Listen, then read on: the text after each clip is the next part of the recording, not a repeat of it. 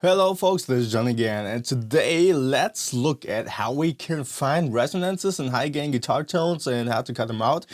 Let's get right in with the procedure. Later on I'll explain to you why this is actually not so simple, and you shouldn't expect to get this down right away after you watch this tutorial. It just doesn't work like that. So, procedure. Here we got some rhythm guitars. Let's listen to a little section from something I've been working on lately.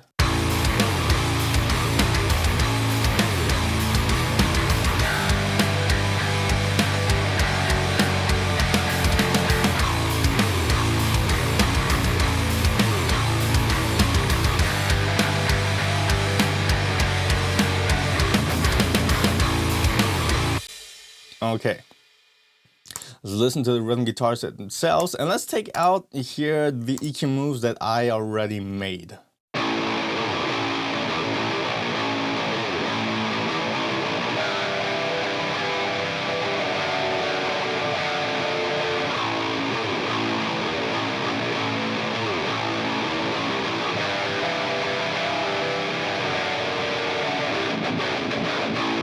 So the way you want to go about it is, first of all, just get a basic EQ balance down, so the guitar tone already sits pretty much nicely in the mix.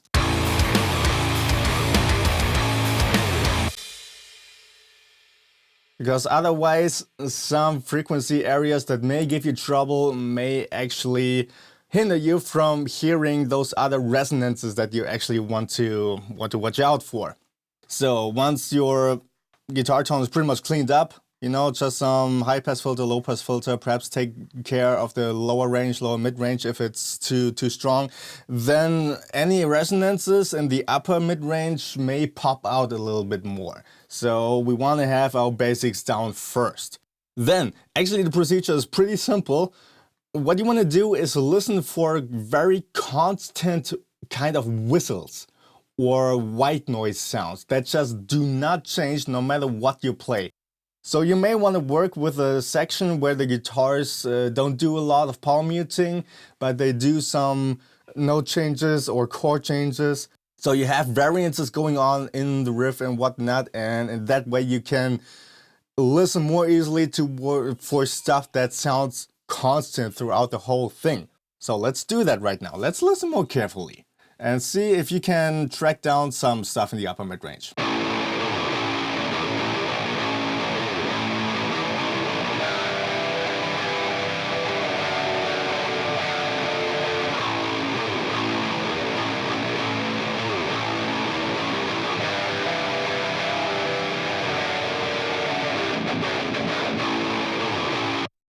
Actually, I'm noticing two things right away.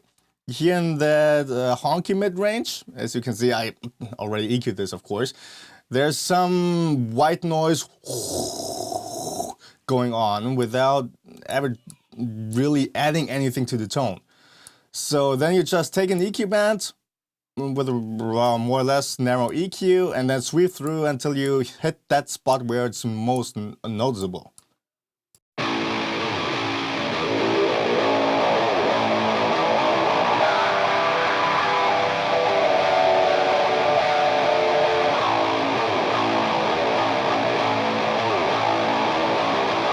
See, it's like a kind of windy sound in there, and I don't really want to have that. So now what we want to do, don't just suck it all down to minus 12 dB or something like that. That's not gonna help.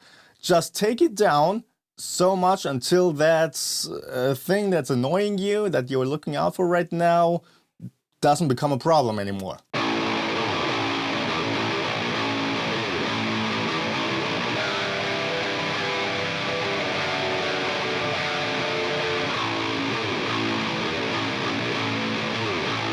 See, this one did not require a very big change.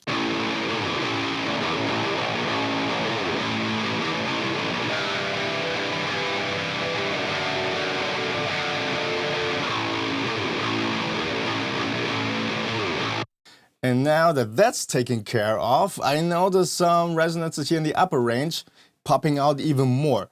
So let's check that out. First of all, again, have a narrow Q, a narrow band in here, and sweep it through.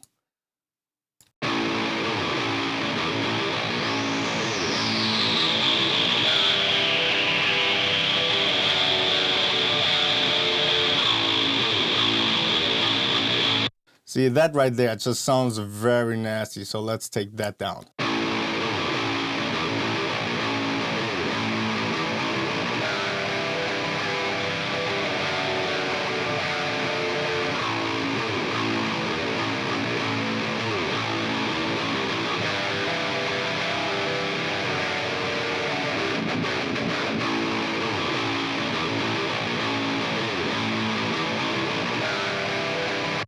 You notice this is quite obviously that kind of whistling sound in that top range, and here this tiny move, -3 dB, and it's gone. You don't just want to kill it like this.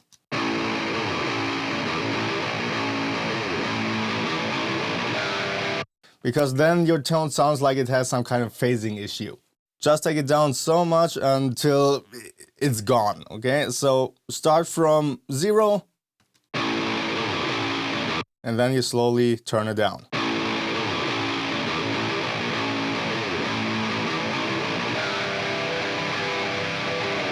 There, at -3, it's already gone. Or let's say that frequency is more embedded into the tone as a whole. Now, with that done, I still notice something a little bit lower going on from where we started here, so let's check that out.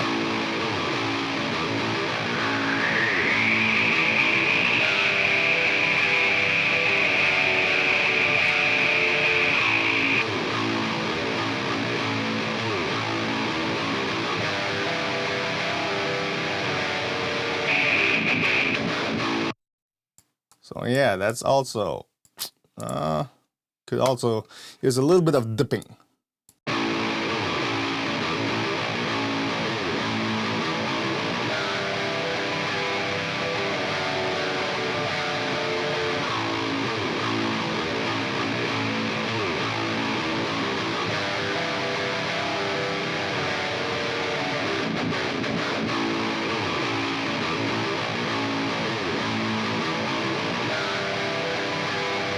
There, and this sounds fine to me right now. Of course, it depends highly on the tone that you're working with, which frequencies are having some resonances, and how many resonances you have, and how much you want to lower them. But don't overdo it. It's very easy to completely kill your tone when you have a dozen of resonances just cutting out. What you may want to watch out for is keep the tone as close to what you initially dialed in, so you don't completely change it with all of these narrow cues bands that are sucking out all of these different frequencies. So let's compare our original tone with the cleaned up tone.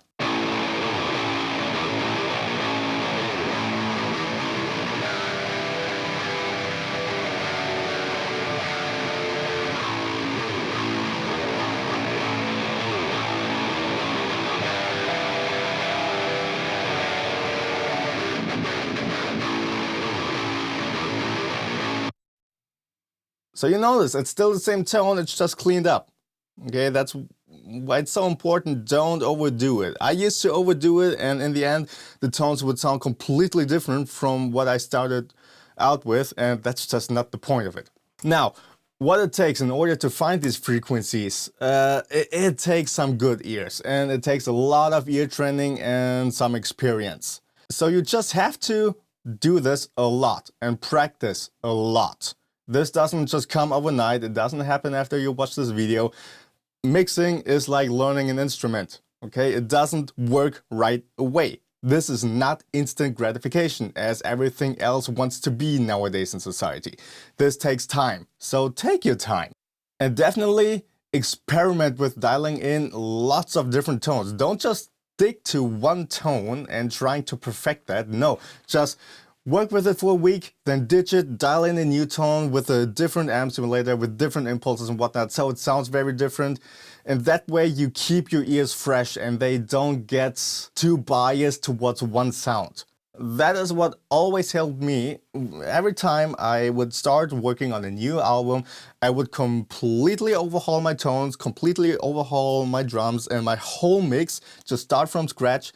And I would always notice or find out something new in the process. So by all means, please do that. Don't just get hung up on one tone. really experiment, take your time with this stuff. So that's it again for this video. I hope this helped you out, and by all means let me know in the comments below what else you want me to explain and whatnot. So I shall see you next time.